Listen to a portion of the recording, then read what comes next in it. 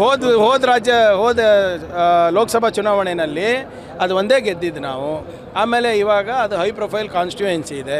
ಎರಡು ಕಾರಣ, ಒಂದು ಡಿ ಕೆ ಸುರೇಶ್ ಅವ್ರು ನಿಂತಿದ್ದಾರೆ, ನಮ್ಮ ಡಿ ಕೆ ಶಿವಕುಮಾರ್ ಸಾಹೇಬ್ರ ಸಹೋದರರು.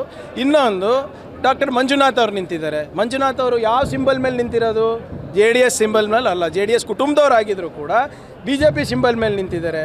ಅಂದರೆ ಇಬ್ರಿಗೂ ಪ್ರತಿಷ್ಠೆ ಅಲ್ವಾ? BJP ಅವರು JDS ಕುಟುಂಬದವ್ರನ್ನ ಕರ್ಕೊಂಡು ಅವ್ರ ಸಿಂಬಲಲ್ಲಿ ನಿಲ್ಲಿಸಿದ್ದಾರೆ. ಒಂದೇದು, JDSನವರು ಅವ್ರ ಕುಟುಂಬದವರಿಗೆ ಬೇರೆ ಕಡೆ ಕಳಿಸ್ಬಿಟ್ಟು ಅವ್ರು ನಿಲ್ಲಿಸಿದ್ದಾರೆ, ಅವರಿಗೂ ಪ್ರತಿಷ್ಠೆ. ಮತ್ತು ಆಗಲೇ ಇನ್ನೂ ಒಂದು ಲವ್ ಲೆಟರ್ ಕೂಡ IT ಅವ್ರು ಕಳಿಸಿದ್ದಾರೆ ಶಿವಕುಮಾರ್ ಅವರಿಗೆ. IT ನೋಟಿಸ್ ಬಂದಿದೆ ನಿನ್ನೆ ಅವ್ರಿಗೆ ಕೂಡ. ಸೊ ಇವೆಲ್ಲನೂ ಕೂಡ ನೋಡಿದ್ರೆ ಖಂಡಿತವಾಗಿ ಅದು ಹೈ ಪ್ರೊಫೈಲ್ ಕಾನ್ಸ್ಟಿಟ್ಯೂಯೆನ್ಸಿನೇ. ನೋಡಿ, ಅದು ತೀರ್ಮಾನ ಮಾಡಿದ್ದು ಕುರಿ ಮಾಡಬೇಕಂತ ಅಂದಿದ್ದು BJP JDS ಅಲ್ವಾ?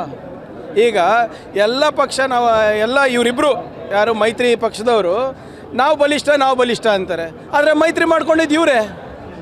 ಮತ್ತು ಇವ್ರ ಕುಟುಂಬದವರೇ ಬೇರೆ ಸಿಂಬಲ್ನಲ್ಲಿ ನಿಂತಾಗ ಹೆಂಗೆ ಬಲಿಷ್ಠ ಆಗ್ತಾರೆ?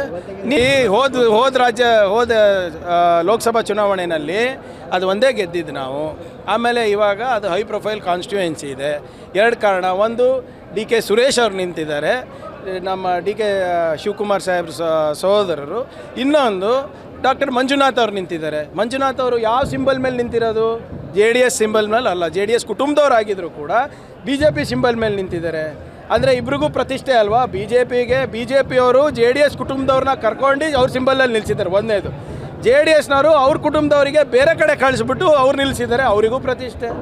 ಮತ್ತು ಆಗಲೇ ಇನ್ನೂ ಒಂದು ಲವ್ ಲೆಟರ್ ಕೂಡ IT ಅವ್ರು ಕಳಿಸಿದ್ದಾರೆ ಶಿವಕುಮಾರ್ ಅವರಿಗೆ. IT ನೋಟಿಸ್ ಬಂದಿದೆ ನಿನ್ನೆ ಅವ್ರಿಗೆ ಕೂಡ.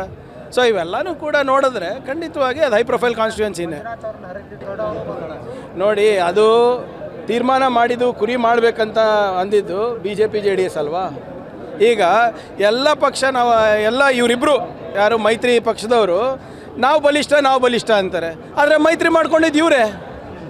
ಮತ್ತು ಇವ್ರ ಕುಟುಂಬದವರೇ ಬೇರೆ ಸಿಂಬಲ್ನಲ್ಲಿ ನಿಂತಾಗ ಹೆಂಗೆ ಬಲಿಷ್ಠ ಆಗ್ತಾರೆ?